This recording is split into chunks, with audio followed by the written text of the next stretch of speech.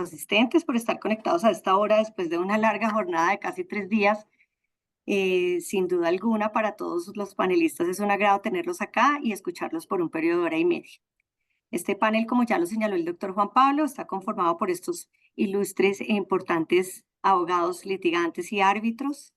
Y antes de iniciar y darles la palabra a mis panelistas, quería señalarles que para ellos realmente fue un reto importante escoger los temas que se abordarían, así como la metodología que utilizaríamos en tanto si hay un sector donde uno pudiera decir que hay laudos destacables, es el sector de la infraestructura, en la medida en que en todos se tratan temas no solamente de un gran impacto para el país, sino que se abordan temas muy importantes, tanto del derecho sustancial como procesal. Y en esa medida, ese gran reto que ellos tuvieron y esa difícil tarea, por eso cada uno decidió abordar un tema de una manera individual. Cada uno tomará un tema, abordará a partir de unas decisiones arbitrales que considera importante, la expondrá por un periodo de 15 minutos y si alguno de los demás panelistas quiere opinar frente a lo que acaba su antecesor de exponer, pues les daremos un pequeño espacio de 3 minutos. Entonces, sin más preámbulos, vamos a iniciar con el doctor Fernando Pavón. El doctor Pavón examinará dos importantes laudos en los que se examinó el tema del COVID y las medidas adoptadas por el gobierno nacional en el marco de la pandemia. Y dichas decisiones arbitrales son interesantes en tanto ambos tienen enfoques distintos. Se tratan del laudo arbitral del Grupo Aeroportuario del Caribe SAS contra la ANI del 29 de mayo del 2023 y el laudo del Departamento del Valle del Cauca contra proyectos de infraestructura PISA del 17 de mayo de 2023. Doctor Fernando, le doy la palabra y muchas gracias. Muchas gracias, Edith. Buenas tardes. Reitero el agradecimiento al Comité Colombiano de Arbitraje por la invitación a participar en este panel. El agradecimiento a toda la gente del comité. El agradecimiento a Edith por la coordinación, a los asistentes que estén conectados en este momento y un saludo muy afectuoso a los copanelistas de esta tarde. Como lo indicaba Edith, nos ha correspondido hacer un análisis sobre algunos laudos arbitrales en materia de infraestructura y en esta primera parte vamos a hablar sobre dos laudos que reflejan lo que ha sido la problemática de las medidas relacionadas con el COVID-19 y las medidas gubernamentales adoptadas para conjurar la crisis generada por el COVID-19 por parte de los tribunales arbitrales. Y los laudos que hemos escogido reflejan lo que es esa problemática, vale decir, la forma disímil como los tribunales han enfocado el tema, como han abordado el tema de las medidas del COVID-19 y sobre todo las consecuencias que han deducido en sus providencias respecto de las medidas adoptadas por el gobierno nacional en los contratos de infraestructura. El primer laudo, como lo mencionaba Edith, es el laudo del Grupo Aeroportuario del Caribe SAS contra la ANI de 29 de mayo de 2023, que se produce como consecuencia de unas diferencias en el contrato de concesión número 003 de 2015 bajo el esquema de APP para la administración, operación, mantenimiento, explotación comercial, adecuación, modernización y reversión del aeropuerto Ernesto Cortizos de la ciudad de Barranquilla.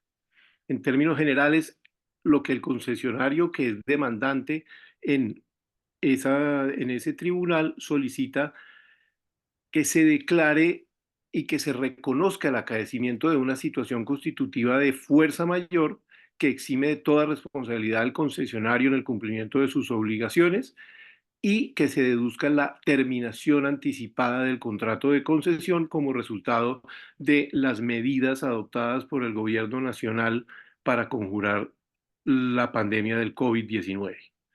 En subsidio, el demandante pidió que el tribunal considere que los efectos del COVID no imposibilitan la ejecución del contrato de concesión, sino que lo hicieron excesivamente más oneroso, de manera que procedería la revisión del contrato a la luz de la teoría de la excesiva onerosidad sobreviniente o de la teoría de la imprevisión. El concesionario sostuvo en dicha oportunidad que, como consecuencia de las medidas de aislamiento preventivo y obligatorio de suspensión del tráfico aéreo nacional e internacional ordenadas por el presidente de la República entre marzo y agosto de 2020, la facturación de los ingresos regulados y no regulados del aeropuerto de Barranquilla tuvo una disminución sensible del orden del 96% y del 79% respectivamente, en relación con los ingresos regulados y no regulados que se habrían generado de no haberse adoptado las medidas referidas. Ese es como el núcleo de la petición o de la postura del concesionario. La Agencia Nacional de Infraestructura se opuso a las pretensiones y sostuvo que las circunstancias extraordinarias, imprevisibles, anormales y extrañas no son ajenas al concesionario, sino que primero no están probados y además que son en alguna medida imputables al concesionario.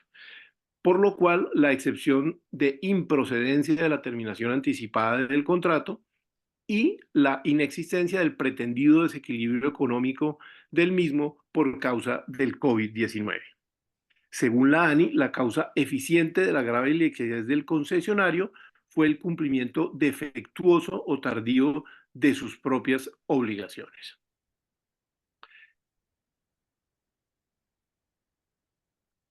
El laudo se adoptó por mayoría y en esa decisión el laudo concluyó que la pandemia por COVID-19 es un hecho notorio mundial que como consecuencia obligó a que el gobierno expidiera unos decretos que tuvieran una influencia directa en la actividad al suspender el flujo normal de dicha actividad. Según esa providencia, la insospechada magnitud de la pandemia y la parálisis obligada de los vuelos nacionales e internacionales implicó un desplome de los ingresos principales del proyecto, cuya ocurrencia en un servicio público excedería cualquier previsión y por consiguiente quedaría por fuera de la asignación de los riesgos de que trata el artículo 4 de la Ley 1150 de 2007.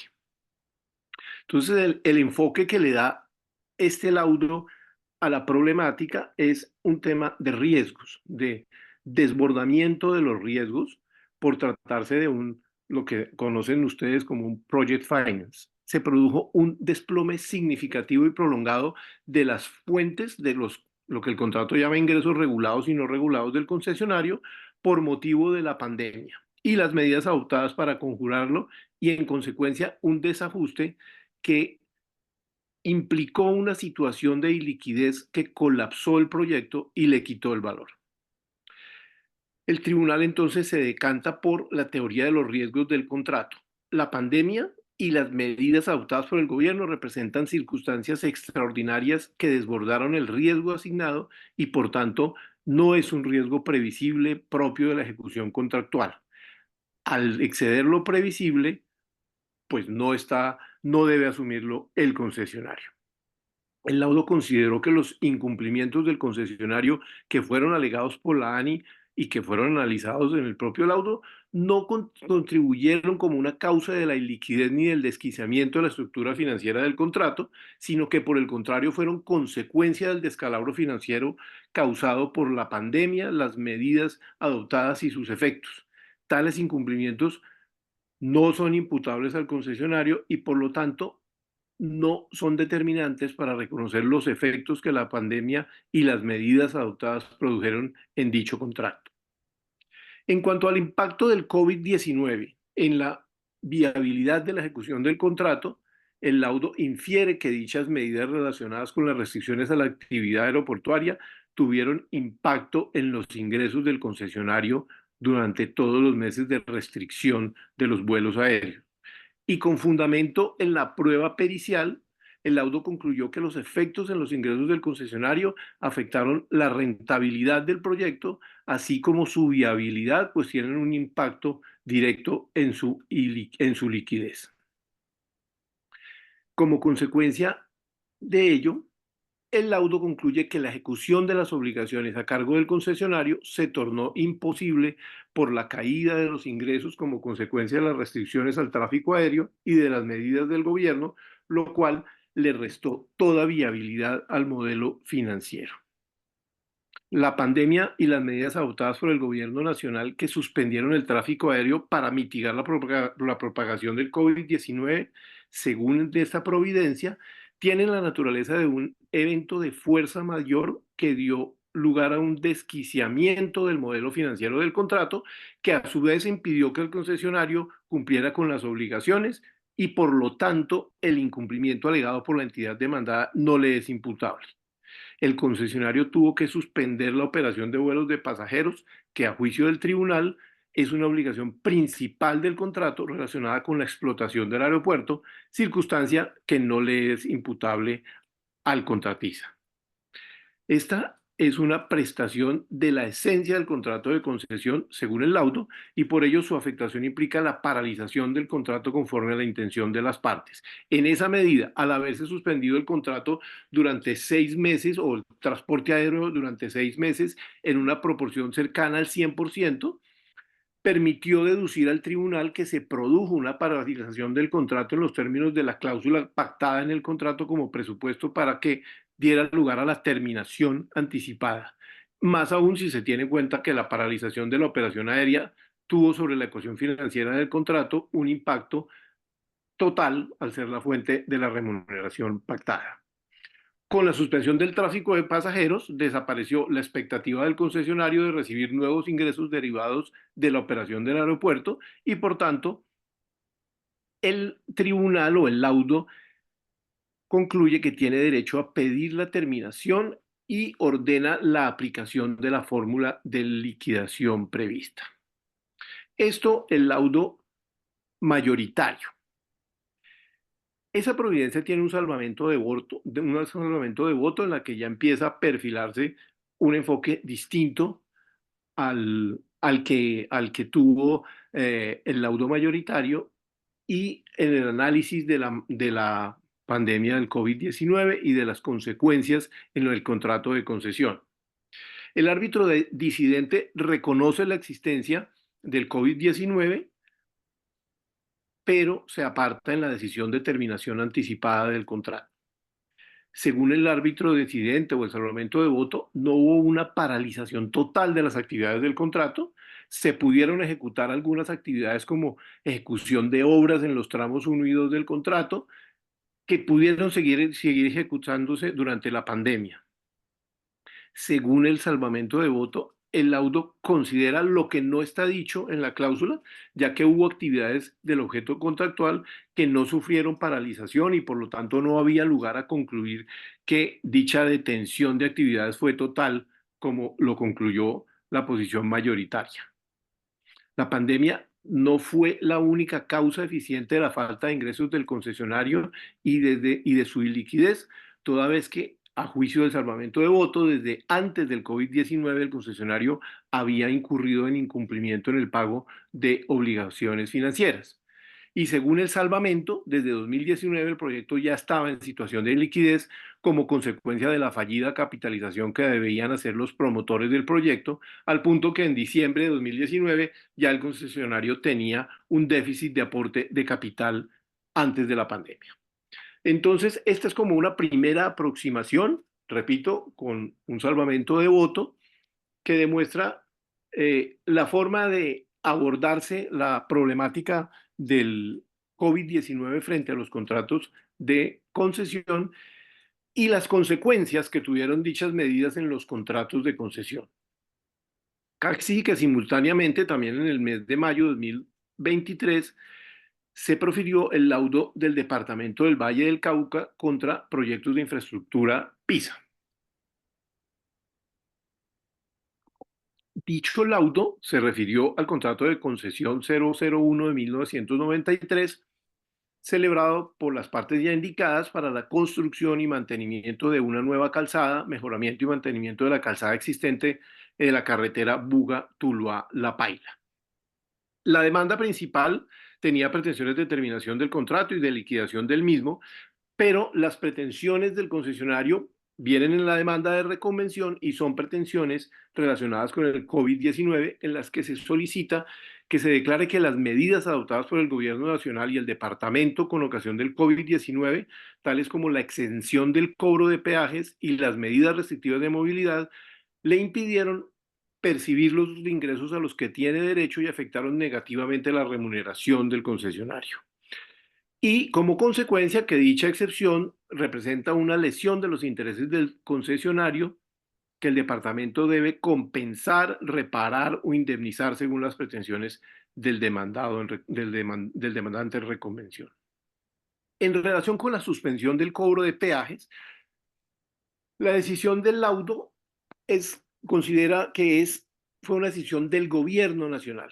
El laudo accede a declarar que la exención de cobro de peajes impidió que el concesionario percibiera los ingresos a los que tiene derecho.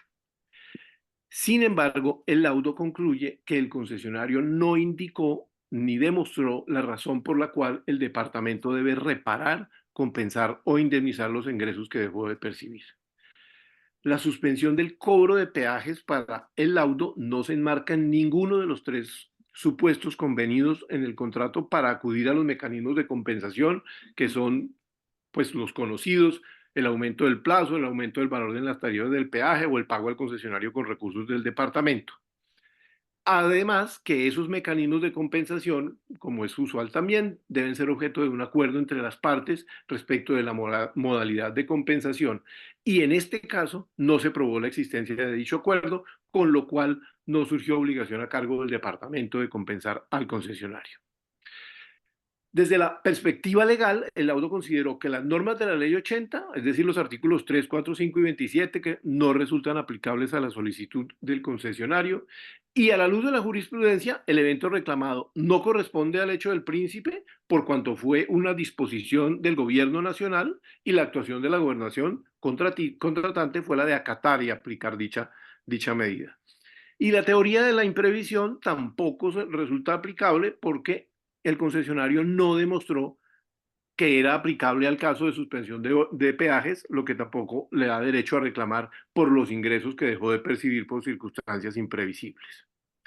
En relación con las medidas de la restricción de la movilidad, el laudo declaró que en efecto las medidas adoptadas por el departamento y el gobierno para mitigar el COVID afectaron la remuneración por la inusual disminución del tráfico y la consecuente disminución del recaudo de peaje. Sin embargo, el concesionario no demostró la existencia de la obligación de reparar, compensar o indemnizar los ingresos que dejó de percibir como consecuencia de la reducción de los niveles de tránsito. Y tampoco demostró que la reducción inusual del tráfico se enmarque en los supuestos que permiten acudir al mecanismo de compensación pactado en el contrato y que tampoco hubo acuerdo respecto de dicho mecanismo. En relación con la teoría de la imprevisión y con el hecho del príncipe, el laudo concluye que no aparece acreditada que la decisión del departamento le haya causado un perjuicio grave y particular al concesionario y por lo tanto no hay afectación grave y significativa por las medidas restrictivas de la movilidad adoptadas por el departamento. Con lo cual, si bien el tribunal reconoce que ocurrieron esas medidas y que esas medidas tuvieron un impacto en la concesión, no hay lugar a un restablecimiento, no hay lugar a reparación, ni mucho menos a indemnización a favor del concesionario. De esa manera, dejamos expuesto estas diferencias que han tenido los tribunales en la forma de abordar la temática del COVID-19 y las consecuencias que han deducido en relación con las medidas adoptadas por el gobierno y por las entidades contratantes para hacer frente y conjurar el COVID-19. Muchas gracias, doctora Edith. Doctor Pavón, a usted muchas gracias por ese gran resumen y esas buenas intervenciones. Ya arreglado el problema técnico,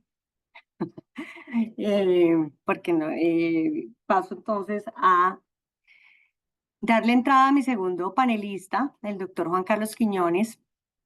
Su intervención es muy interesante en tanto él pretende efectuar a partir de varias decisiones arbitrales que han marcado una línea común o una línea de decisión común, unas recomendaciones que deberían tenerse en cuenta a la hora de estructurar nuevos proyectos de infraestructura, así como en la gestión contractual de los contratos existentes.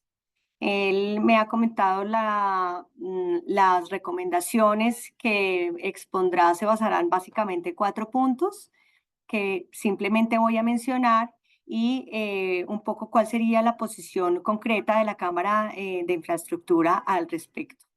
Los 4 temas son, en materia de iniciativas privadas, va a pronunciarse sobre el deber de planeación, la suficiencia de los mecanismos de compensación de riesgos requeridos por el Estado versus el equilibrio económico de los contratos, y dentro de la misma tema de iniciativas privadas, el recaudo de tarifas de peaje como un elemento esencial del equilibrio económico. Un segundo punto, y el tercero se referirá básicamente a la asignación de los riesgos al concesionario en estos contratos de APP, una mirada especial en el riesgo geológico y también la posición que tiene la Cámara de Infraestructura respecto de las cláusulas que hablan de una asignación ilimitada de riesgos para preguntarse si se tratan de cláusulas nulas o ineficaces.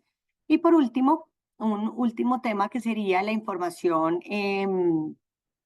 que debe tenerse en la etapa precontractual y cuál sería el estándar de debida diligencia del proponente. Doctor Juan Carlos, le damos la palabra por 15 minutos. Muchas gracias. Mil gracias, doctora Edith. Muy buenas tardes para usted, para mis compañeros de panel, para las personas que nos acompañan virtualmente. Un agradecimiento especial al Comité Colombiano de Arbitraje, al doctor Juan Pablo Cárdenas, por la amable invitación que me hicieron para hacer este análisis y a la Cámara Colombiana de la Infraestructura. Voy a compartir rápidamente pantalla. Doctora Edith, ¿me puede confirmar si se está viendo? Sí, señor. Perfectamente. Muy bien, gracias. Aquí simplemente hay 4 slides que quieren exponer lo que voy a compartir en esta oportunidad. Hay unas líneas de decisión de tribunales arbitrales recientes que son especialmente relevantes para el sector infraestructura.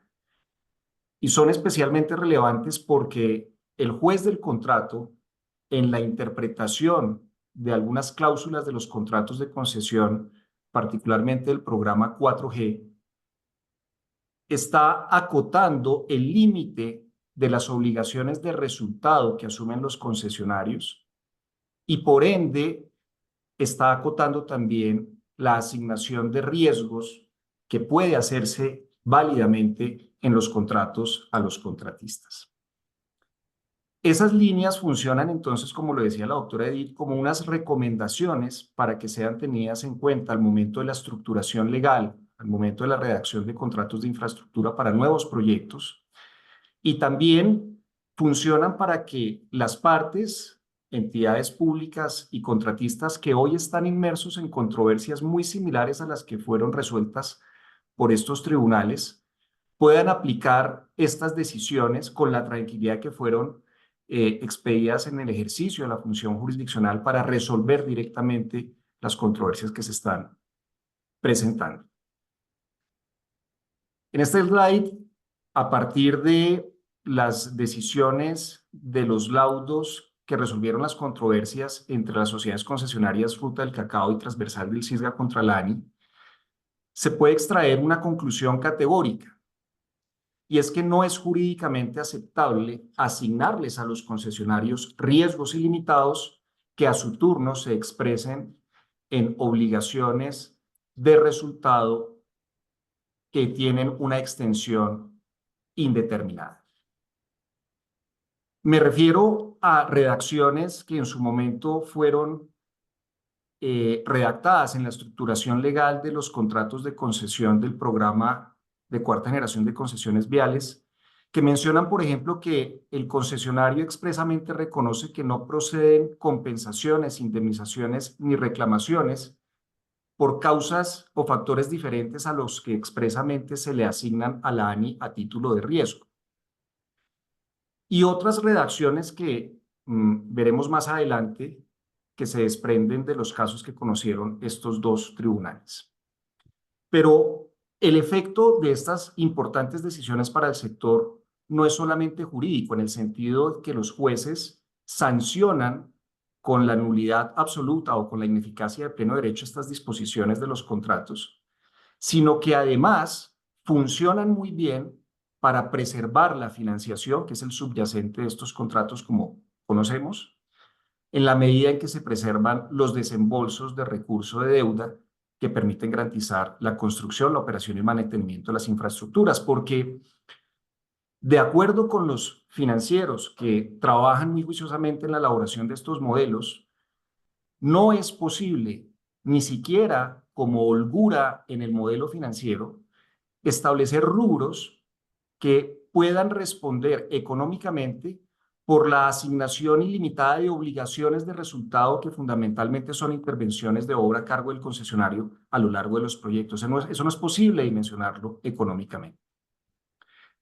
En el caso de transversal del Cisga, básicamente la controversia surge porque durante la estructuración técnica del proyecto es un corredor que está ubicado en la cordillera oriental, por supuesto tiene una gran cantidad de sitios inestables por la condición de montañas jóvenes de esta cordillera, los suelos no se han terminado de compactar.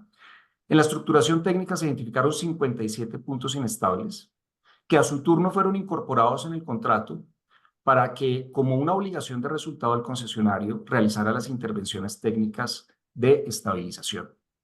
Pero a renglón seguido, en el contrato y en el apéndice técnico, se redactó una cláusula según la cual el concesionario debía realizar las estabilizaciones de puntos críticos adicionales a estos 57 preliminarmente identificados o cualquiera otra que se presentara durante la ejecución del proyecto. Esta redacción da lugar a una controversia entre la entidad pública y el concesionario, la entidad pública señalando que la redacción literalmente es clara y que por ende el concesionario debe atender todos los puntos críticos y el concesionario manifestando que no puede asumir una extensión ilimitada en la obligación de resultado. La controversia la conoce el tribunal arbitral y decide que el riesgo constructivo expresado en mayores cantidades de obra, diferente a los 57 puntos inestables previamente identificados, no son exigibles al contratista y que las cláusulas que pretenden obligarlo a generar estas estabilizaciones son nulas absolutamente porque contrarían una norma de orden público imperativa contenida en el artículo 4 de la Ley 1150, según la cual los riesgos que se pueden distribuir en los contratos estatales, en todos los contratos estatales, incluyendo los de asociación público-privada, son los riesgos previsibles. Luego, no es posible jurídicamente hacer la asignación de un riesgo imprevisible y si así se hace, la cláusula es nula absolutamente. Y en el caso de Ruta del Cacao, la controversia se trata del alcance de la obligación de operación y mantenimiento que asume el concesionario en relación con los tramos que hacen parte del área del proyecto de concesión. Y ocurrió que antes de la firma del contrato, el Estado, a través del INVIAS, había contratado por la modalidad de contrato de obra a unos contratistas para que hicieran construcción y rehabilitación de unos tramos que posteriormente iban a integrar el contrato de concesión con el propósito de que el concesionario hiciera actividades de operación y mantenimiento. Resultó que después de firmado el contrato de concesión, cuando la ANI le hace entrega de estos tramos intervenidos directamente por el Estado al concesionario para que hiciera operación y mantenimiento, se presentaron serias deficiencias técnicas en estos corredores construidos e intervenidos por el Estado que le implicaban la imposibilidad al concesionario de cumplir con los indicadores de operación y mantenimiento. La controversia surge porque la entidad pública dice que el concesionario debe realizar las intervenciones que sean requeridas para garantizar esos indicadores y por otra parte el concesionario manifiesta que la obligación que ha asumido está circunscrita a la operación y mantenimiento y no a intervenciones mayores. Esa situación es resuelta finalmente por el tribunal, no aplicando sanciones a título de nulidad absoluta o de ineficacia de pleno derecho al clausulado redactado en el contrato, sino interpretando ese clausulado para establecer que la circunstancia de que esos tramos intervenidos por el Estado no hubiesen cumplido con los indicadores técnicos pertinentes resultó en una situación imprevista para el concesionario cuyas consecuencias económicas no podía asumir sino que debía asumir la entidad pública contratada. Sobre esto, pues surgen las inquietudes de si las sanciones a las cláusulas así redactadas son nulas, por nulidad absoluta o ineficaces de pleno derecho, y a partir de estas decisiones arbitrales resulta conveniente entender que estas disposiciones son ineficaces de pleno derecho porque esta figura, como bien sabemos, elimina de plano el efecto jurídico en el contrato, pero además no requiere de pronunciamiento judicial. Esto para decir que hoy en las controversias que se presentan entre la entidad pública y sus concesionarios, fundamentalmente la ANI y los contratistas, es posible, con base en estos importantes decisiones de los tribunales arbitrales, declarar que estas cláusulas son ineficaces de pleno derecho para efectos de superar las controversias. El fundamento está en el artículo 24 de la Ley 80. Hay una decisión también del Consejo de Estado importante que hace este análisis y fundamentalmente son aquellas cláusulas que impiden la formulación de ofrecimientos ilimitados por parte del contratista o que pretenden la excesión de responsabilidad de las entidades públicas por la información que es suministrada.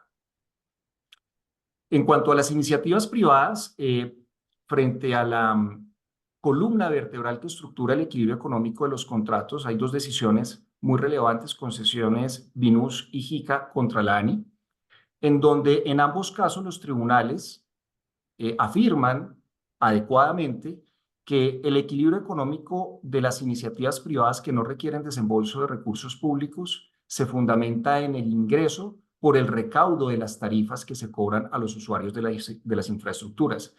Y que si hay alguna afectación a ese ingreso que lo disminuya o que lo impida recaudar, entonces la medida adecuada para restablecer el equilibrio económico es compensar ese menor ingreso.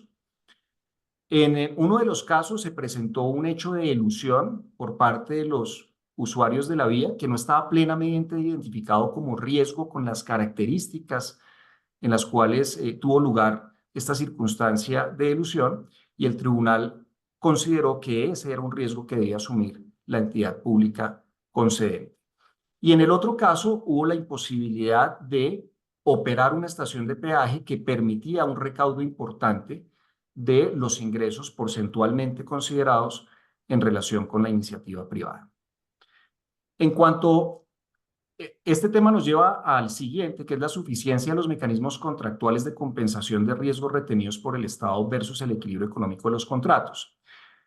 Como es conocido, en las iniciativas privadas hay unos mecanismos para compensar los riesgos que son retenidos por el Estado, por ejemplo, en los diferenciales tarifarios, que no necesariamente por una interpretación legal que existe, puede utilizar como fuente de compensación el desembolso de recursos de fondos públicos. En el caso de JICA, se demostró que los mecanismos contractuales de compensación eran insuficientes, lo cual daba lugar a la terminación anticipada del contrato. Imaginémonos esto. Por cuenta de no poder recaudar unas tarifas, se generaría la terminación anticipada de un contrato que está concebido para atender el interés general. Esto nos lleva a una reflexión frente a un asunto que se está presentando hoy y es la imposibilidad que se deriva de la expedición de un decreto del Gobierno Nacional, el 050 del 2023, mediante el cual se impidió el incremento de las tarifas de peaje en las concesiones administradas por la ANI. Luego no fue posible la indexación por el cambio de año ni tampoco aplicar las tarifas contractuales que generaban incrementos en las tarifas, en los cobros a los usuarios. Y estas decisiones de los tribunales arbitrales nos permiten distinguir claramente tres conceptos. Primero, el concepto de retribución, respecto del cual, en nuestra opinión, existe una limitación, una prohibición legal para que las obligaciones que adelante el contratista de iniciativas privadas sin desembolso de recursos públicos sean remuneradas con este tipo de recursos. Otro, el concepto de riesgo previsible, es decir, los mecanismos de compensación contractuales están concebidos para responder frente al acaecimiento de riesgos previsibles. Y tercero, el concepto de restablecimiento del equilibrio económico de los contratos, porque el decreto 050 en su motivación señala que es una medida antiinflacionaria que toma el gobierno por una inflación que por lo demás tiene causas en una pandemia mundial, en una guerra en Europa, situaciones que por supuesto no podían prever las partes al momento de la celebración del contrato, ni tampoco en las modelaciones financieras para los cierres. Esa circunstancia permite, a juicio de la Cámara Colombiana de la Infraestructura, que en aplicación de la Ley 80 y de la propia Ley 1508, en su artículo 3º especialmente, se realicen desembolsos de recursos públicos con el propósito de restablecer el equilibrio económico de los contratos como consecuencia de los efectos del decreto 050. Finalmente, para no extenderme, en cuanto al deber de planeación, es interesante los análisis que abordan los tribunales tanto de Vinus como JICA, que en mi opinión corrigen alguna línea de decisión del Consejo de Estado y de otro tribunal arbitral que decidió una controversia, una iniciativa privada contra la ANI, en el sentido de precisar que la planeación de los proyectos es una tarea que conjuntamente realizan el originador, la entidad pública concedente y otras entidades administrativas de importancia, como el Ministerio de Hacienda en la valoración de las obligaciones contingentes de los riesgos que retiene el Estado, o el Departamento Nacional de Planeación en el análisis del comparador público-privado. Luego, no es una labor exclusiva la que se desprende del deber de planeación del originador, sino que por el contrario es una labor que conjuntamente adelantan tanto el Estado como el originador previamente a la celebración del contrato. Esas son básicamente, doctora Edith, las consideraciones de esta primera intervención. Doctor, muchas gracias. Ahí le estaba sonando la campana. Así que fue muy juicioso con el tiempo, atendiendo lo anterior, y a diferencia del doctor Pavón, que no le pude dar la opinión a nadie más, quería preguntar si alguno de ustedes quiere opinar sobre lo que acaba de exponer el doctor Quiñones. Algunos de nuestros panelistas, si quiere su opinión en unos 3 minuticos. El doctor Fernando Pavón veo que tiene levantada la mano, o el doctor Álvaro Durán. No. ¿Doctor Álvaro? Sí, señor. Siga, por favor. Gracias, doctora Edith. Excelente presentación, Juan Carlos, sobre esto y muy sensato llamado a la prudencia en el momento de la estructuración de los contratos, lo cual está muy bien cuando de estructuradores se trata, como es mi caso, que he estado de ese lado muchas veces. Aquí hay razones muy importantes. Está en la presentación que hizo Fernando, también está el tema de la pandemia, que fue un hecho sin duda monumental por lo sorpresivo, por lo inusual. Hacía como 100 años no daba una de esas. Así que, entendible. Sin embargo, mi comentario iba a llamar la atención sobre un ejercicio de prudencia que debe ejercerse al momento de analizar los riesgos y los contratos, para que no se vuelva esto una tendencia generalizada que incentive propuestas oportunistas sobre la premisa que no importa qué se proponga, por lo tanto puedo presentar una propuesta económicamente muy baja para ganarme la licitación, en el camino arreglar las cargas, demandando restablecimiento del equilibrio económico, lectura distinta de la asignación de riesgos, etc. El restablecimiento del equilibrio económico se dice siempre al comienzo de cualquier decisión, que es absolutamente extraordinario. Y si es absolutamente extraordinario, no se puede volver la regla. Pero resulta que casi todos los contratos tienen alguna demanda sobre restablecimiento del equilibrio económico del contrato. Eso que debería ser absolutamente excepcional puede convertirse en la regla. La consecuencia, que es dramática para la provisión de infraestructura y para la seguridad de un sector tan importante como estos, es que se premia a los oportunistas y no a los prudentes, porque los prudentes están condenados a perder las licitaciones. Sí, cuantifican los riesgos que se le están asignando, al que no los cuantifica se le premia, después modificando el contrato, y esa es una tendencia a la cual hay que ser muy cuidadoso. No digo que en los casos a los que usted se ha referido haya pasado eso, pero es una tendencia de la cual hay que estar siempre atento para que no suceda. El cumplir los contratos es la esencia de un Estado de Derecho y de una sociedad que se precie ordenada y respetuosa de la ley y de los acuerdos. Guardar silencio cuando se está analizando las los pliegos y los contratos, guardar silencio cuando se presenta la propuesta y después ser muy vocal al momento ya de la ejecución del contrato no parece ser una buena idea. Se pierde la competencia, se hace de las licitaciones un rey de burlas, se castiga a los prudentes y a los que son los que necesitamos, los contratistas que cuantifican razonablemente bien los riesgos deben ser cuantificados, ni más faltaba, asignar riesgos cuesta. Pero dicho todo eso, estoy completamente de acuerdo con algo que usted sugiere aquí, y es que para que los contratos sean respetados por los jueces, los contratos deben ser respetables. En eso estamos completamente de acuerdo y el ejercicio de poner bien los riesgos es absolutamente esencial para que la infraestructura le salga más barata a la sociedad. Ese era el comentario, doctora Edith, doctor Juan Carlos, y mil gracias. Muchas gracias, doctor Álvaro, por su intervención. No sé si el doctor Quiñones quiere hacer alguna réplica o comentario frente al punto. Muy No, corta, eso sí, porque tenemos poco sí. tiempo.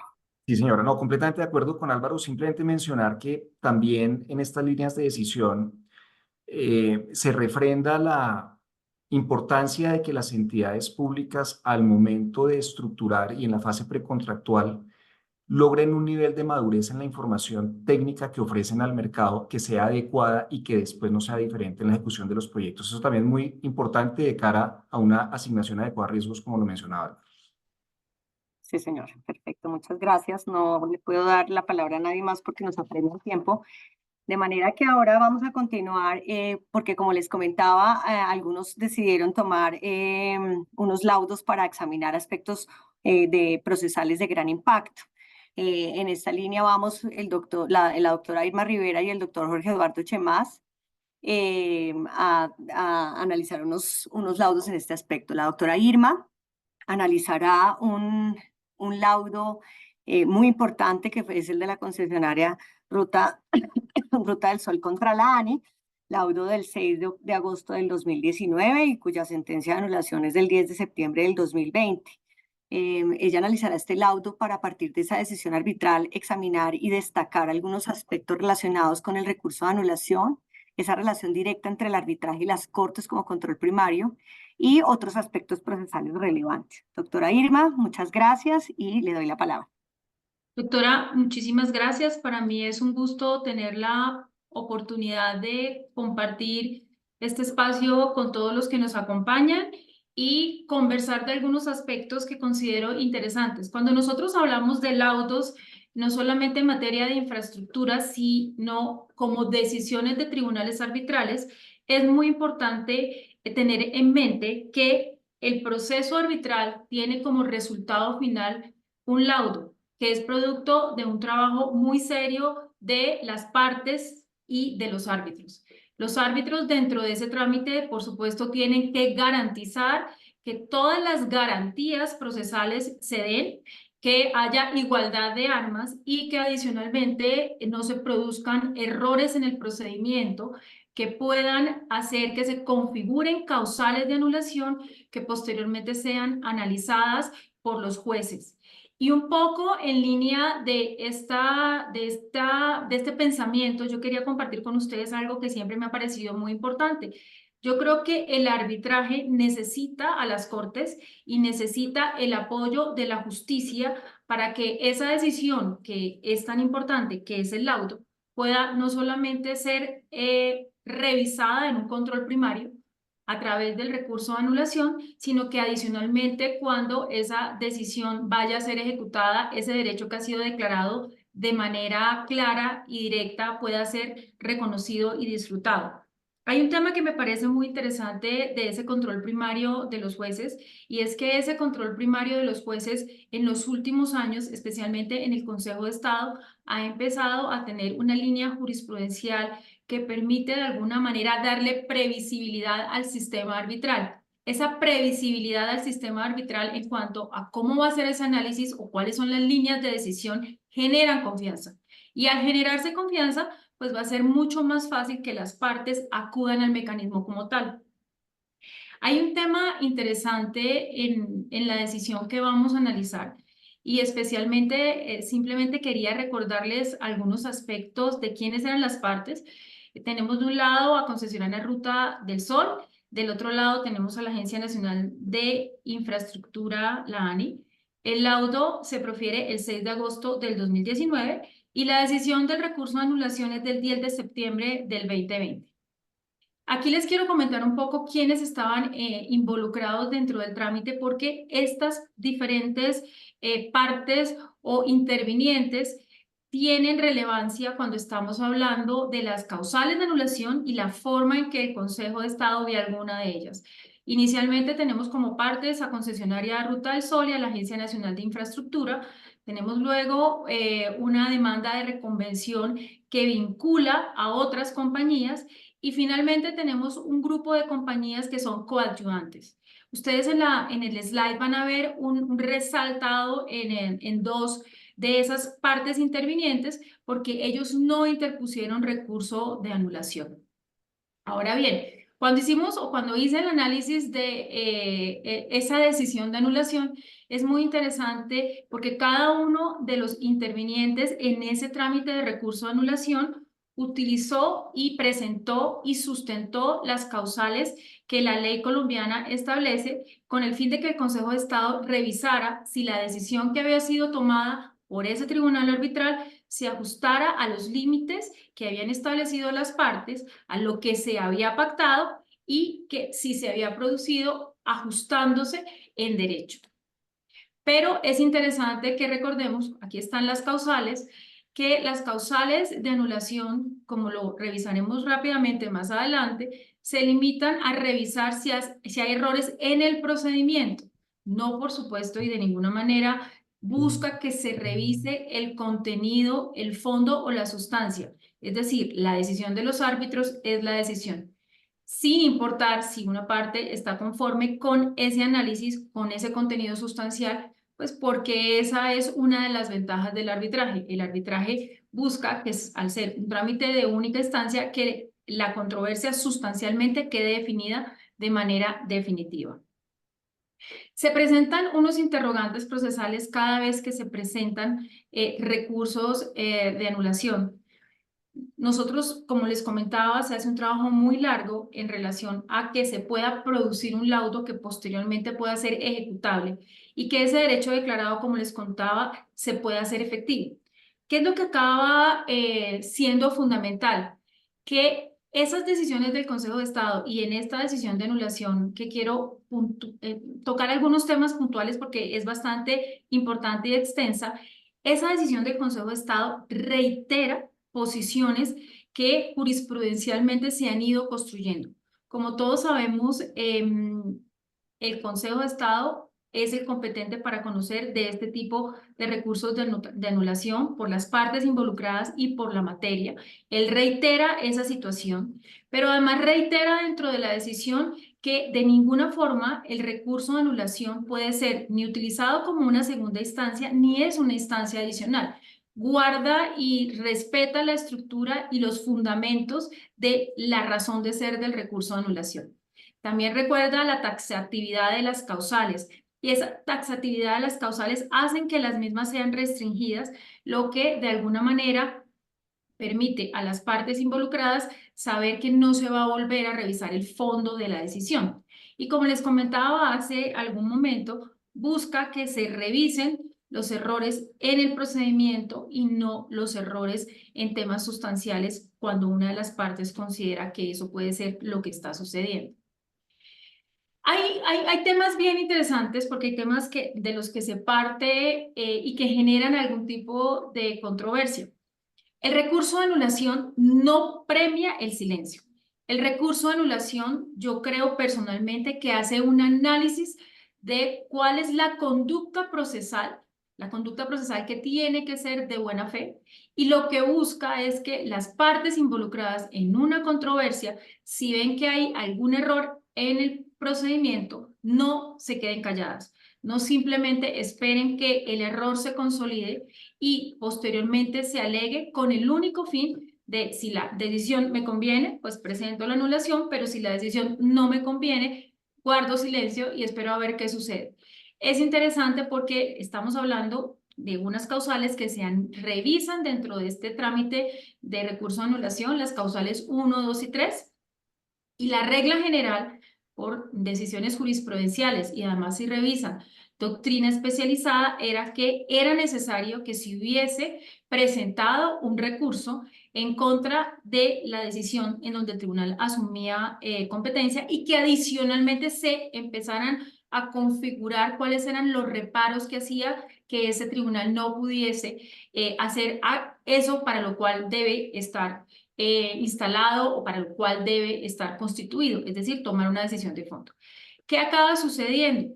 Como existen en el proceso arbitral momentos determinados en donde la competencia puede ser cuestionada, la regla general era, si yo no había interpuesto el recurso en contra, por ejemplo, del auto de competencia, alegando los fundamentos de las causales, básicamente luego no podría alegar esa causal ante el juez del recurso, en este caso el Consejo de Estado. El Consejo de Estado hace un análisis muy interesante y dice que si el recurrente en anulación, al momento en que el tribunal asume competencia, no estaba vinculado y no tuvo la oportunidad de recurrir ese auto, no sería razonable exigir el cumplimiento de ese requisito.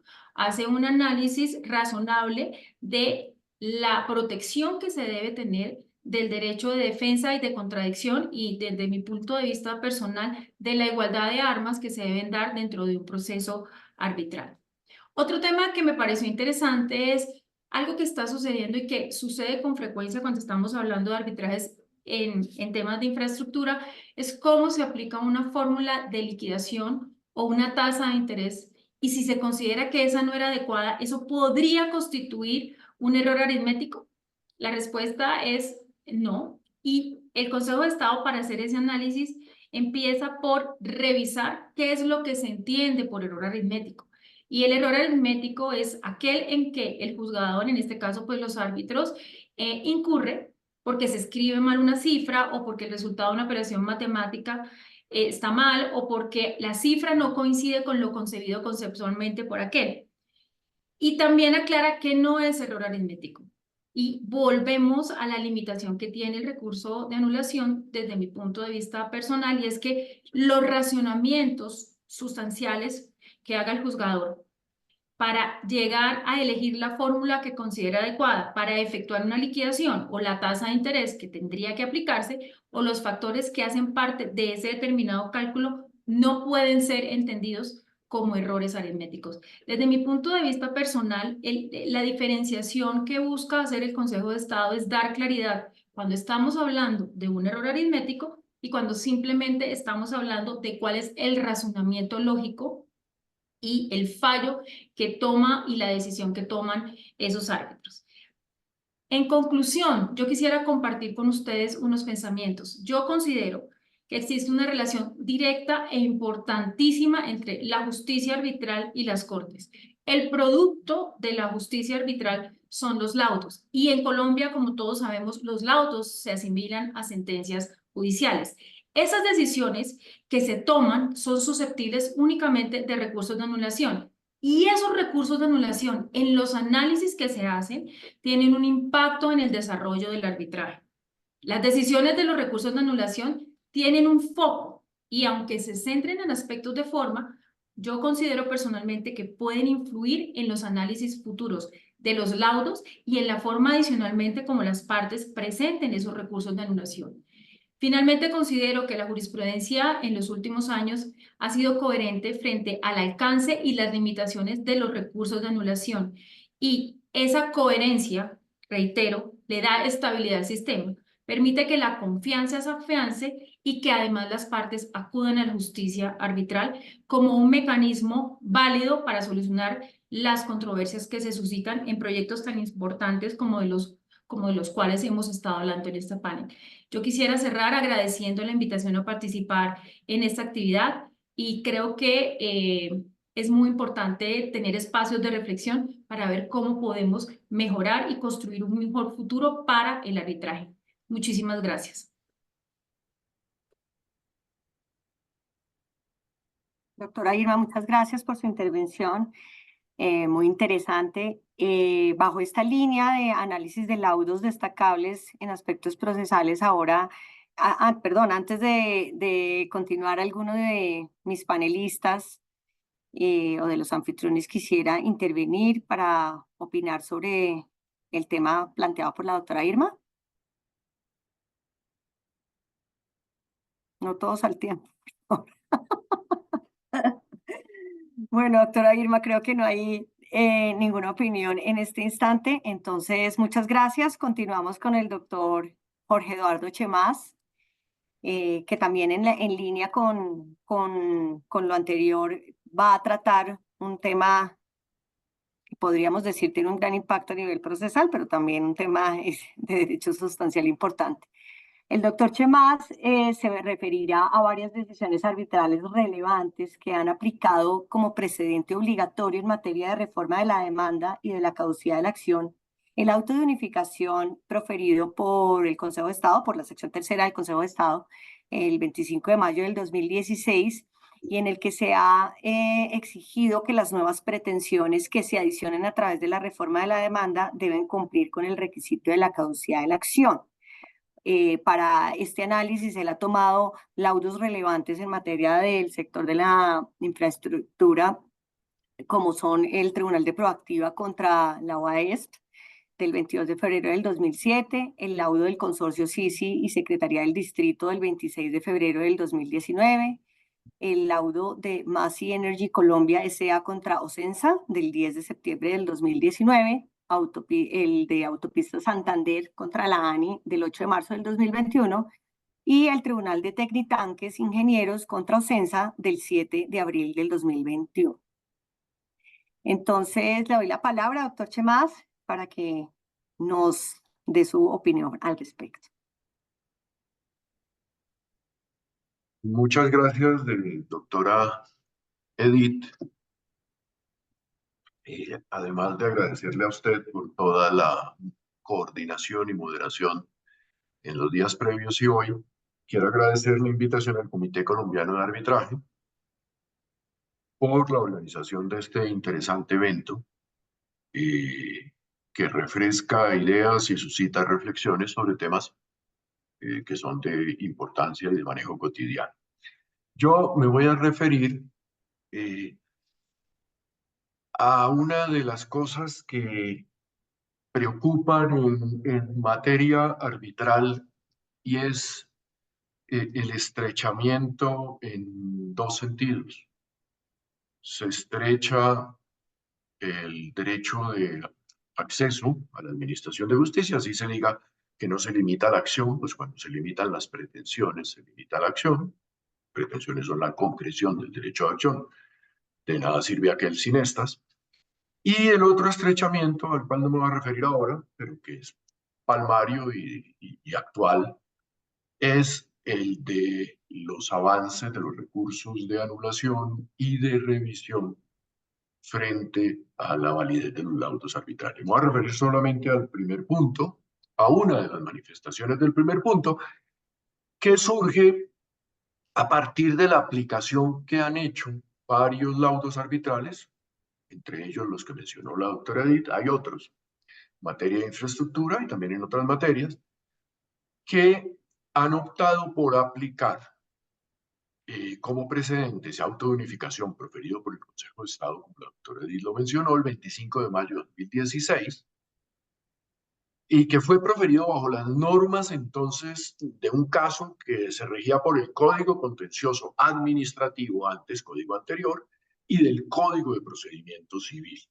Y lo han aplicado tribunales arbitramentos como precedente en casos que se rigen o que en los que se debe aplicar ya no el Código Contencioso Administrativo, sino el llamado CEPACA, y no el Código de Procedimiento Civil, sino el Código General del Proceso. ¿Eso qué importancia tiene? Muchísima. Pues sabido es que de acuerdo con el estatuto arbitral, en las materias no reguladas por él se aplica el Código General del Proceso y resulta que el Código General del Proceso tiene por lo menos dos disposiciones muy claras que tratan sobre la presentación de la demanda y sus efectos. El artículo 93 del Código General del Proceso dice que la presentación de la demanda hace inoperante la caducidad. Y el artículo 94 del Código General del Proceso. Y el artículo 93 no contempla como condición que la reforma de la demanda deba cumplir con requisitos de caducidad o de prescripción de las pretensiones. En dicho auto de unificación que están aplicando los tribunales arbitrales, se precisa que la reforma de la demanda con la inclusión de nuevas pretensiones o la adición de demandados solo es posible cuando no ha operado el fenómeno de la caducidad frente a aquellas y estos. Pues dice que la presentación de la demanda no hace inoperante ese término para adicionar súplicas ni para modificar la parte demandada. Y los laudos arbitrales, partiendo de la base que a pesar de haberse instaurado la demanda en tiempo, puede existir caducidad de las pretensiones que se incluyan en la reforma de la demanda, han declarado la caducidad de las nuevas pretensiones que se incluyan en la reforma de la demanda. Para sostener esa conclusión, en síntesis, pues los laudos arbitrales que sí lo han hecho inaplican el artículo 94 del Código General del Proceso, que les repito, dice que una vez presentada la demanda se hace inoperante la caducidad, e inaplican también el artículo 93 del mismo Código General del Proceso, que establece que la demanda puede reformarse hasta antes de la audiencia inicial, en nuestro caso primera de trámite, y que pueden adicionarse nuevas pretensiones a condición de que no se sustituyan en su totalidad. Normas estas que son aplicables, obviamente, al proceso arbitral de acuerdo con lo establecido por el estatuto arbitral.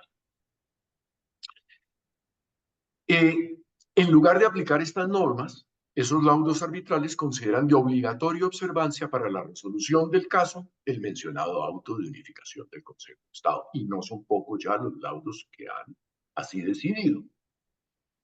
Y resulta que cuando las normas aplicables materialmente conducen a conclusiones opuestas a un auto de unificación como este, por ser nuestro derecho principalmente legislado, los laudos arbitrales deberían, por sobre el auto, aplicar los fundamentos normativos. Máxime cuando voy a referirme a 4 razones, al menos, por las cuales el auto de unificación en mención no puede aplicarse como precedente para el arbitraje. Lo primero es que no existe identidad entre ese auto y los asuntos y las características que se someten a arbitraje. Lo segundo es que la auto de unificación no puede aplicarse como precedente, en este caso, en los casos después, en los casos en que se somete al Código General del Proceso, el arbitraje, por el tránsito legislativo, porque el auto, como les dije, fue expedido con base en el Código de Procedimiento Civil. La tercera razón es que la auto de unificación no puede aplicarse como precedente en tanto desconoce la ley e interfiere en la órbita del legislador. Y la cuarta, no puede aplicarse a los casos en materia arbitral en tanto está desconociendo se está desconociendo el precedente constitucional sentado en una sentencia en materia electoral que es muy importante para este asunto. Me voy a referir brevemente a cada uno de estos puntos. El auto de unificación no puede aplicarse como precedente por cuanto no existe identidad con los asuntos que se someten a arbitraje. El auto de unificación tiene que ver con un asunto de reparación directa. Eso es lo primero. Lo segundo, la jurisdicción competente para resolver la controversia que dio lugar a la auto de unificación fue la jurisdicción contencioso-administrativa, en aplicación, como les digo, de normas procesales establecidas en el Código Contencioso, que es el recordado decreto 01 del 84 entonces. Y por su parte, las normas que se están aplicando en estos laudos o que regirían estos laudos son la Ley 1563 del 2012 y en lo no previsto en ello, el Código General del Proceso. Esta precisión es muy importante por las normas que les he mencionado, artículo 94 del Código General del Proceso y artículo 93. Además de esto, el auto de unificación parte de una premisa que puedo citar entre comillas, en el sentido de que no existe disposición alguna de la cual se puede inferir que la presentación de una pretensión haga inoperante el término de caducidad de la acción en cuanto a otras peticiones que no se hayan manifestado en el momento inicial. Y resulta que este vacío normativo no existe en los procesos arbitrales, pues el artículo que les he mencionado, el artículo 94 del Código General del Proceso, dice todo lo contrario. Dice que la presentación de la demanda interrumpe el término para la prescripción e impide que se produzca la caducidad. En este orden de ideas, no existe similitud ni identidad fáctica ni jurídica entre el auto de unificación y los asuntos sometidos a arbitraje, por lo tanto no se puede aplicar o no se debe aplicar. Segunda razón, el auto de unificación no puede aplicarse como precedente debido al tránsito legislativo. Ya les he dicho, el auto de unificación se expide con base en el CEPACA y en el Código de Procedimiento Civil. Perdón, en el CEPACA no, en el CCA y en el Código de Procedimiento Civil. Y para estos laudos que les he mencionado y los que se confieran de manera general en el futuro, pues rige es el CEPACA y el Código General del Proceso, que tienen normas distintas. Y es que la Corte Constitucional, esto no se puede olvidar, no podemos indigestarnos con el tema de los precedentes. En una sentencia, por lo menos, la C-836 de 2001, magistrado ponente Rodrigo Escobar Gil, dijo que cuando existen cambios legislativos e incluso sociales, políticos, económicos, los jueces no están obligados a seguir el precedente. Esta decisión es muy importante. Y resulta que el cambio es importante. Antes el artículo del Código de Procedimiento Civil que trataba de la interrupción de la prescripción no mencionaba la frase que impide, que la presentación de la demanda impide que se produzca la caducidad. Eso es un cambio sustancial y bien importante, así sea en materia procesal. A esto se suma otra razón más. El auto de unificación no puede aplicarse como precedente en tanto desconoce la ley e interfiere en la órbita del legislador. Resulta que el legislador, cuando sí quiso que las pretensiones que se adicionen en la reforma de la demanda sean sometidas a un juicio de prescripción o de caducidad, así lo dijo. En el artículo 278 del CEPACA, tratándose de la acción electoral, dice textualmente que la demanda podrá reformarse por una sola vez dentro de los 3 días de notificación tal, y que podrán adicionarse cargos contra el acto cuya nulidad se pretende, siempre que no haya operado la caducidad. En caso contrario, es decir, se ha operado, se rechaza la reforma. Eso lo dijo expresamente el legislador en tratándose de la reforma de la demanda electoral. Y en ningún caso distinto al electoral, el legislador limitó las nuevas pretensiones que se formulen a que no haya operado la caducidad de la acción, lo cual es sumamente diciente. Eso dio lugar, cuarta razón, a que la Corte Constitucional, en materia de la acción electoral y como resultado de una demanda que un ciudadano instauró contra este artículo mencionado, 278 del CEPACA, claramente dijo que esa distinción solo cabía en materia de la acción electoral, que no existía en las otras, y que el legislador solo la había podido introducir en materia de la acción electoral por el respaldo constitucional que existía para la materia electoral en la Constitución. Contrario censo, como en las demás acciones, no existe una justificación en materia constitucional o con respaldo constitucional para que se limite de la forma que hemos dicho y que lo hizo el auto de unificación, pues debe entenderse que sería inconstitucional concluir, como lo están haciendo esos tribunales, al menos en materia arbitral, que la reforma de la demanda está sujeta a un juicio de caducidad de las pretensiones que se adicionan.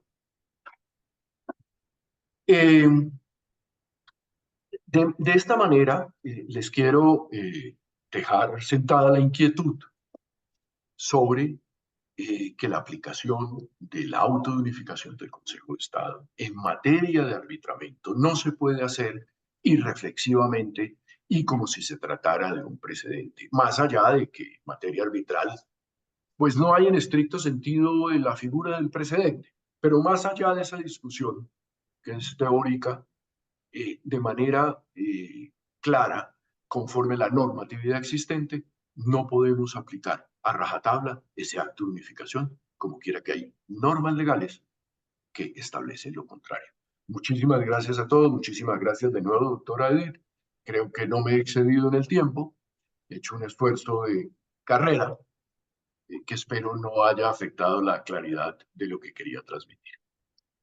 Doctor Chemas, muchas gracias, sí, muy juicioso, incluso le sobró un minuto, pero fue suficiente para exponer claramente su punto. No sé si alguno de mis panelistas quisiera opinar al respecto.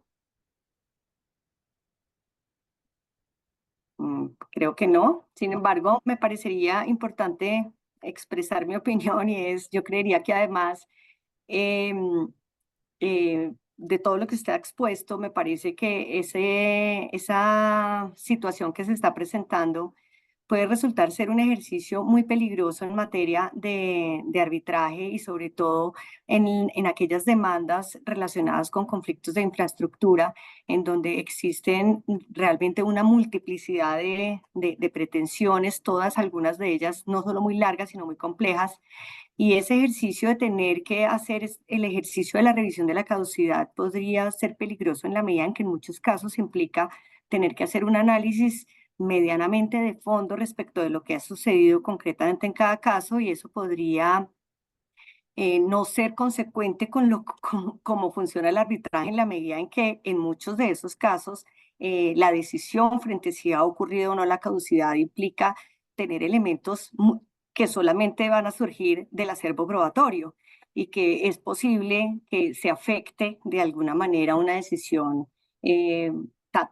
al hacer un ejercicio tan tajante en un periodo o en una etapa del proceso en la que no se cuentan con todos los elementos suficientes para ello. Muchas gracias.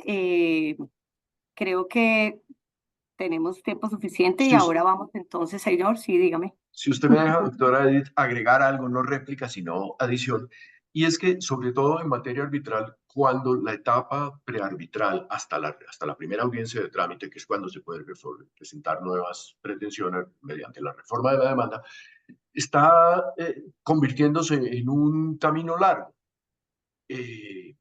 por distintas razones que no vienen al caso, y cuando en materia de infraestructura suelen surgir nuevas pretensiones o tener que modificar las pretensiones de acuerdo con la contestación de la demanda inicial. Eso con esta tesis se ve sumamente afectada, por eso mencioné yo el artículo 93 del Código General del Proceso que permite modificar o reformar la demanda hasta la primera audiencia de trámite en estos casos de arbitraje, derecho que se ve también limitado por la tesis de la aplicación de la autounificación.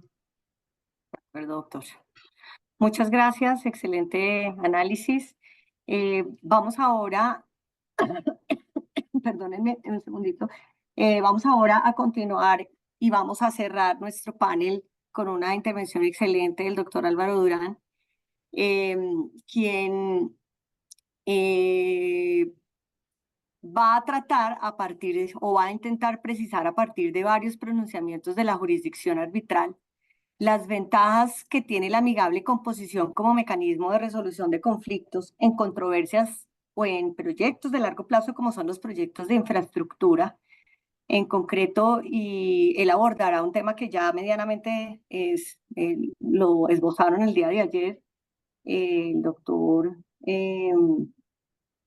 bueno, se me olvidó, perdón, pero es si la amigable composición es un requisito de procedibilidad que puede ser desconocido con fundamento en el artículo 13 del Código General del Proceso, si existe alguna limitación para que en la amigable composición se puedan decidir aspectos distintos a los técnicos, y de hecho sí es una buena práctica incluir esas limitaciones de las cláusulas contractuales en este mecanismo. Y por último, si las partes pueden desconocer el pacto arbitral y acudir directamente al juez del contrato, sea la jurisdicción arbitral o la jurisdicción permanente, con el argumento que de otra manera se estaría desconociendo el derecho de acceso a la administración de justicia. Entonces, doctor Álvaro, le damos la palabra por un tiempo de 15 minutos. Muchas gracias. Muy gracias, doctora. Voy a tratar de compartir pantalla a ver si lo logro. Ustedes me dirán si la ven. Sí, señor.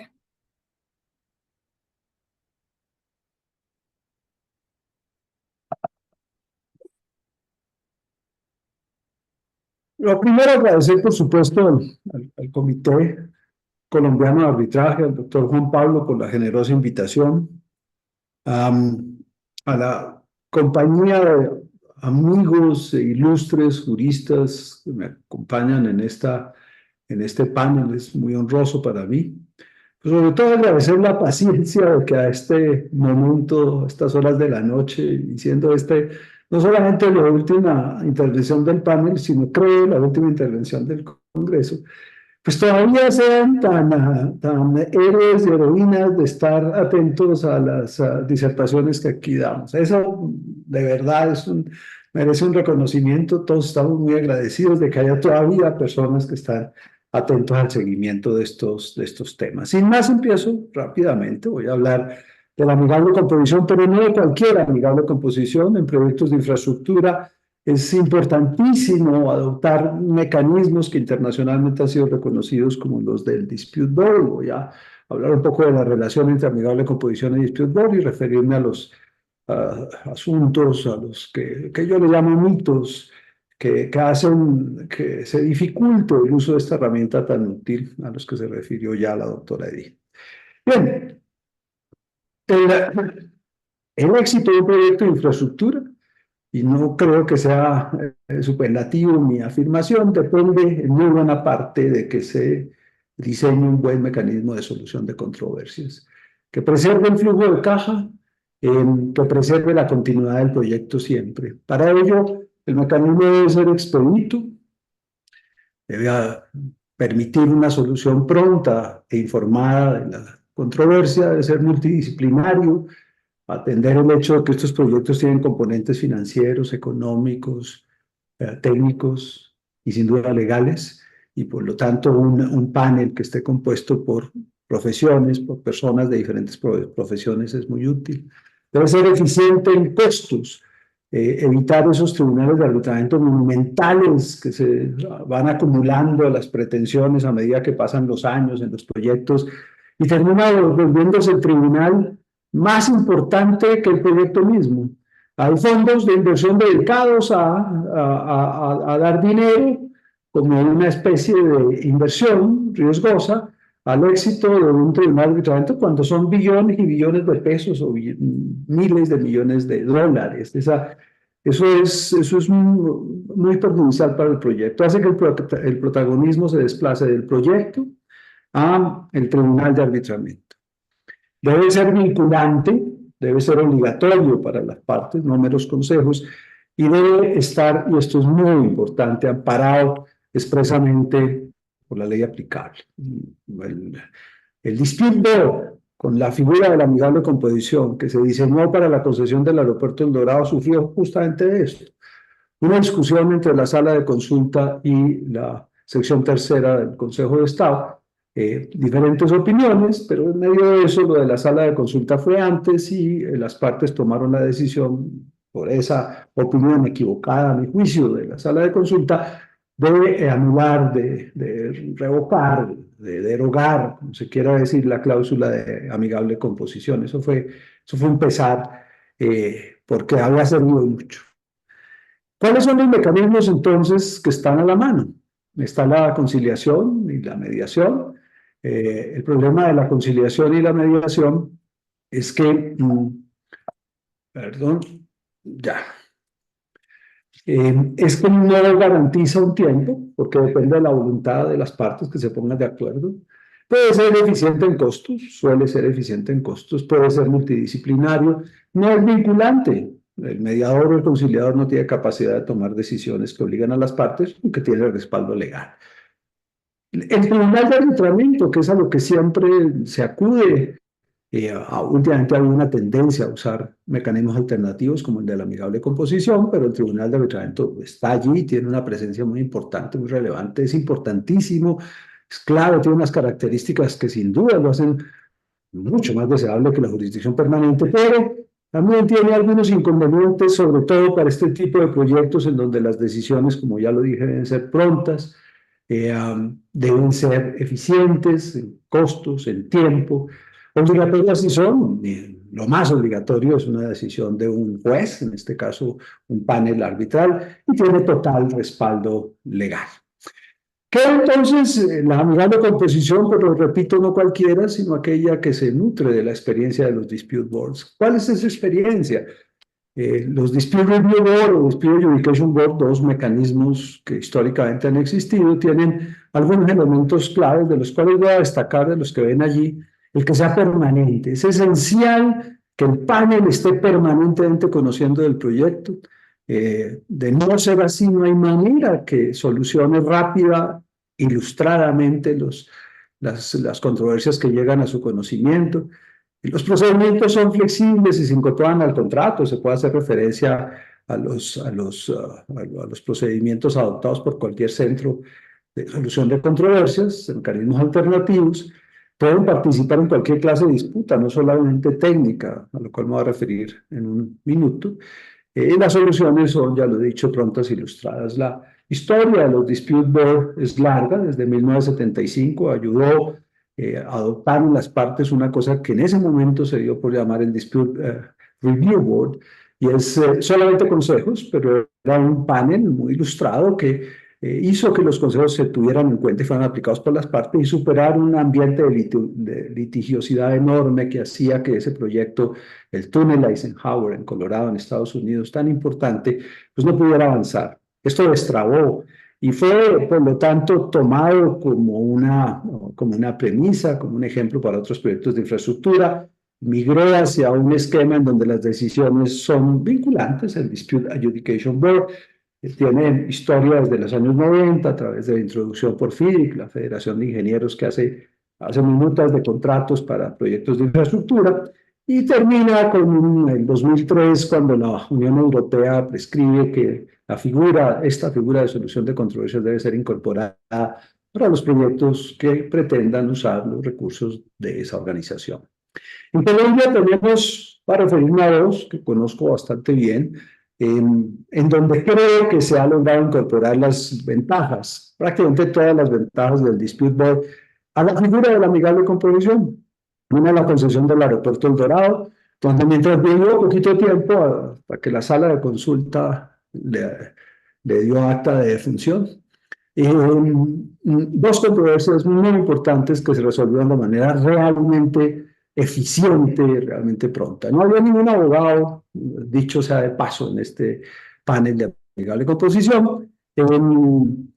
Una primera controversia que costaba $8 millones al año fue resuelta en 2 meses. La controversia fue por el perdedor, que fue el concesionario, sometida a un tribunal de arbitramiento que 3 años después de haberse adoptado la decisión del amigable componedor, la confirmó. 2 meses para tomar la decisión del amigable, 3 años para que el tribunal... Ahora, no quiere decir que son 3 años desde el primer día. El concesionario se tomó unos meses para presentar la demanda y la convocatoria. La siguiente controversia también fue resuelta de manera muy eficiente, apenas 3 meses, y eso porque se necesitaban hacer unas pruebas técnicas que tenían necesariamente un tiempo.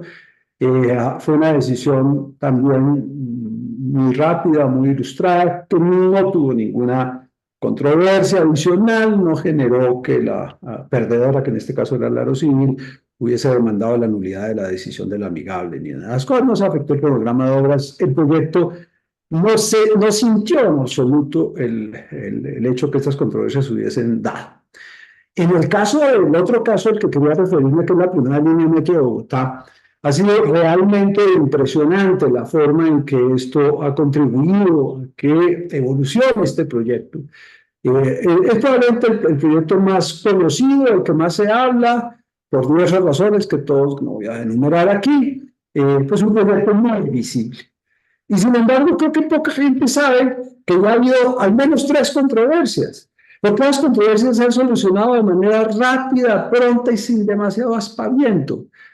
Una primera se solucionó en algo así como 3 meses, una segunda en 2 meses y una tercera en 4 meses. Y nótese que en este caso los integrantes del panel sí son todos abogados. Y no solamente eso, son ilustrísimos abogados que suelen ser árbitros en paneles arbitrales en los cuales se toman los 2 o 3 años correspondientes y escriben laudos desde 300 a 1000 páginas. Aquí son decisiones de 60 páginas, de 30 páginas, que realmente son, cumplen con la función de que el proyecto continúe, que el proyecto sea el protagonista y que no sea el mecanismo de solución de controversias el protagonista. Se ha discutido mucho, hay muchos gente que opina, ilustrísimos colegas, que no, que tratar de usar la amigable composición para el Dispute Adjudication Board es un error, que eso es tratar de vincular instituciones foráneas a Colombia y de platanizarla del Dispute Adjudication Board, que ni siquiera sería necesario porque pues entonces metas una cláusula de Dispute Adjudication Board con todos los elementos de un reglamento respetado como el de, en este caso voy a hablar del reglamento de la Cámara de Comercio Internacional. Lo que quiero resaltar aquí es que todos los elementos claves del reglamento del Dispute Adjudication Board de la Cámara de Comercio Internacional se pueden adoptar porque la ley 1563 que reguló el amigable componedor es una ley muy sabia en esto, flexible, abierta, que permite adaptar la figura de la amigable composición a esto en particular, a lo que me estoy refiriendo, a una junta de resolución de disputas, a un Dispute Adjudication Board. No voy a entrar a detallar esto, ustedes lo pueden ver aquí. Lo importante es que todos los elementos clave, la permanencia, que es fundamental, claro que se puede hacer en la ley colombiana, la designación, la forma de designación es amplia, flexible, lo que las partes quieran pactar. Al ser permanente se garantiza decisiones rápidas y fundadas, tal vez donde hay alguna diferencia menos importante de la que a veces se le achaca es en la posibilidad, digamos, de retar la decisión del amigable componedor ante un tribunal de arbitramiento, ante la jurisdicción ordinaria, pero jurisdicción permanente. Pero lo cierto es que en el caso de la amigable composición no cabe duda de que se puede alegar la nulidad de la decisión por parecidas causales de las que se aplican a la transacción, que esa es la naturaleza que tiene la amigable composición, y además se debe agregarse la posibilidad regulada en el contrato de la primera línea del Metro de Bogotá de revocar el mandato cuando el amigable se exceda los límites que los mandantes le dan. Recordemos que por ley, jurisprudencia también se ha reconocido la naturaleza de la amigable composición es de mandato. Por lo tanto, si se excede el mandato, existe la posibilidad de una revocatoria ante el tribunal de arbitramiento si es que se pacta el tribunal de arbitramiento. En el reglamento de la Cámara de Comercio Internacional la cosa es un poco más amplia y no está sujeta a estas limitaciones, pero en la práctica, repito, termina siendo muy similar. Así que en términos sustanciales, la amigable composición de la ley colombiana permite incorporar todos los elementos característicos y útiles del Dispute Adjudication Board de la Cámara de Comercio Internacional. Pero hay amenazas que hacen que esto tan importante, que genera tanto bien en que la infraestructura se provea y aparezcan las carreteras, los aeropuertos y no los pleitos, que lo que necesitamos en un país lleno de dificultades y de necesidades como estas es que hay infraestructura. La infraestructura, por lo demás, todos los estudios coinciden en eso, es la estrategia más importante para la reducción de la pobreza. Hacer más inversión en infraestructura reduce la pobreza de una manera significativa. Vean lo que está pasando en la India en este momento, es realmente impresionante lo que ha pasado en la China en las últimas décadas. Antes de entrar en esas amenazas, simplemente una reflexión adicional. ¿Por qué entonces me meto con amigable composición y no decido quedarme con transcribir el reglamento de la CCI en contratos colombianos? Porque no tienen un soporte legal. Entonces va a haber dudas sobre cuál es la característica y el efecto de la decisión de la Junta Administradora de Disputas, de la Junta de Decisión de Disputas, y esa discusión es una discusión perversa que hace que la importancia del mecanismo de solución de controversias se relativice. No puede participar la Procuraduría, que es un elemento garantista que la Ley 1563 sí establece para la amigable composición.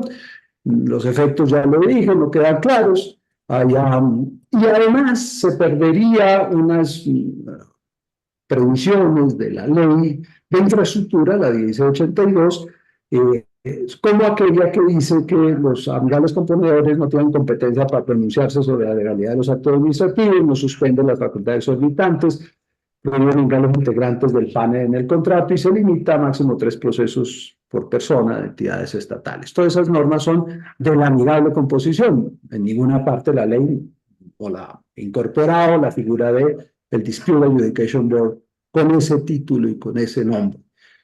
Bien, decía entonces que la utilidad de la figura se va amenazada por varios, pero al menos 2 mitos. Uno es que solamente temas técnicos, eso no tiene sustento alguno. Entre otras cosas, porque temas técnicos no existe. Ontológicamente es un error hablar, y por lo tanto las cláusulas que limiten la competencia del amigable, o incluso un peritaje técnico, etcétera, a que sea exclusivamente técnico, son cláusulas patológicas. En la práctica lo que sucede es que el que pierde el pleito va a sostener, con buenas razones, que para tomar la decisión hubo necesidad de hacer interpretaciones de orden legal, pudo hacer interpretaciones del contrato y que eso es jurídico, y por lo tanto busca la anulación o la revocatoria de la decisión de los amigables. Es una patología. Pero además no tiene ningún sustento legal, ahí está transcrita las amplísimas facultades y capacidades que tienen las partes para delegar en el amigable composición la solución de todo tipo de controversias, naturalmente no limitadas ni a técnicas ni financieras, pueden ser de cualquier tipo. Y repito, las controversias en la práctica son de todo, incorporan potencialmente análisis legales, financieros, técnicos, contables, etc. El segundo mito es que no es obligatorio, que porque nadie le puede impedir el acceso a la administración de justicia o que se trataría de un paso previo para acudir al juez del contrato y que en consecuencia por el artículo 13 del Código General del Proceso ello podría ser desconocido. Es una cláusula que se tiene por no escrita, dice la ley. Ese segundo mito tiene un origen y es las cláusulas más redactadas. Naturalmente, si yo digo que la amigable composición es un paso previo al tribunal de arbitramiento, pues se genera la posibilidad de que este sea la decisión, como aquí vemos una en el caso del laudo de Constructora Monte Carlo versus Cartagena, el distrito de Cartagena, en octubre 14 de 2014, en donde dice que no existe ningún requisito previo que deba dotársela para la posibilidad de una convocatoria arbitral, mucho menos podrá predicarse tal mandato de otras alternativas como incluye la amigable composición. De acuerdo con el tribunal, es que el problema es que en esa cláusula hablaron que la amigable composición era un requisito previo para acudir al tribunal de arbitramiento. Eso es un desentendimiento monumental de lo que la cláusula, de lo que la figura del amigable componedor en realidad es, de acuerdo con la ley 1563. Por eso la Corte Constitucional en esta sentencia de tutela del año 2023 lo deja perfectamente claro, que cuando uno decide en la cláusula agregando como requisitos previos a esa cualquiera, pues sí es predicable la carencia de obligatoriedad con base en el artículo 13 del Código General del Proceso.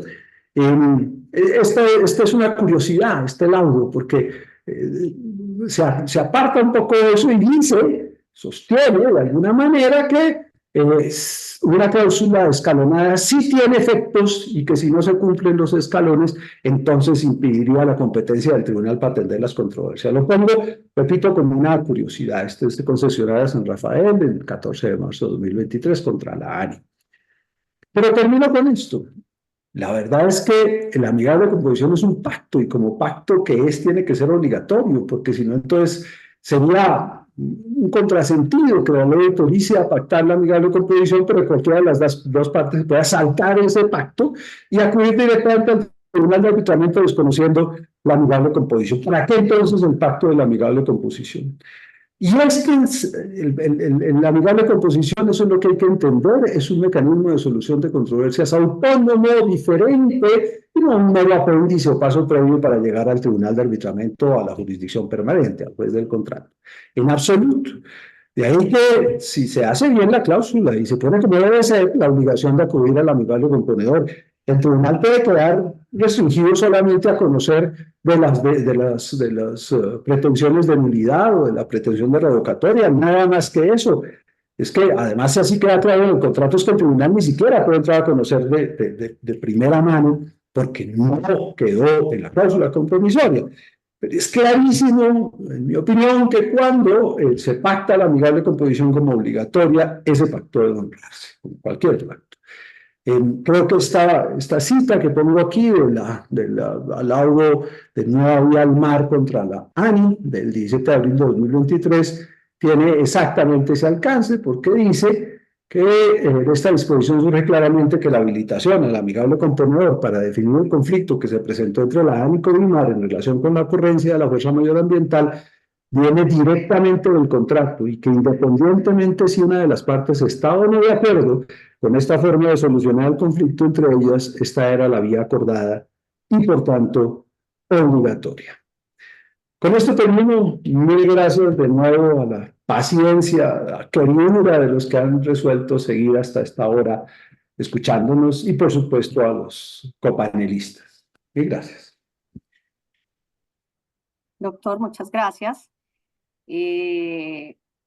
No tenemos tiempo para darle a nuestros panelistas la oportunidad de opinar sobre su intervención, dado que se nos ha agotado el tiempo. Simplemente, pues con usted terminamos. Les damos las gracias a todos por sus intervenciones, por sus valiosas reflexiones, las que sin lugar a dudas creo nos invitan a aprovechar ese camino recorrido, esas experiencias, el conocimiento progresivo que se ha venido teniendo en la materia y en el sector de la infraestructura, sobre todo en contratos tan complejos y que tienen un impacto tan importante para nuestro país. Yo creo que es una invitación para que busquemos, consultemos, examinemos, estudiemos las diversas decisiones que existen en esta materia de infraestructura para tener mayores elementos, ya sea para apartarnos de una decisión o para seguir o tomar en cuenta líneas de decisión común si son precedentes, que nos sean útiles para dotarnos de elementos mayores a la hora de tomar decisiones, pero sobre todo para aquellos que estructuran los proyectos, que elaboran los contratos y son los responsables de la gestión contractual, porque todas estas luces que salen de las decisiones arbitrales, sin lugar a dudas, pueden ser elementos a considerar para incluir medidas o hacer acciones que logren de alguna manera prevenir conflictos, corregir situaciones que lleven a estrados judiciales con el costo que ello significa y que seguramente tienen un impacto muy importante para nuestro país. Muchas gracias, doctor Juan Pablo, de nuevo, y nos despido. Muchísimas gracias, un excelente panel. Muchas gracias a todos por su participación. Creo que todos hemos aprendido muchísimo de este panel y de todos los del Congreso. Afortunadamente ha sido un Congreso con mucha información. Que tengan muy buena noche y todos esperamos volverlos a tener a más tardar el próximo año, pero si no puede ser antes, que vamos a organizar algunas tertulias en que espero poderlos invitar. Muchísimas gracias, Juan Pablo. Hasta luego. Estén muy bien. Gracias. Doctor Juan Pablo, mil gracias. Doctora Edith, un saludo a todos. Feliz noche. Y felicitaciones, gran iniciativa y gran coordinación. Buenas noches. Gracias. Colegas. Muchas gracias.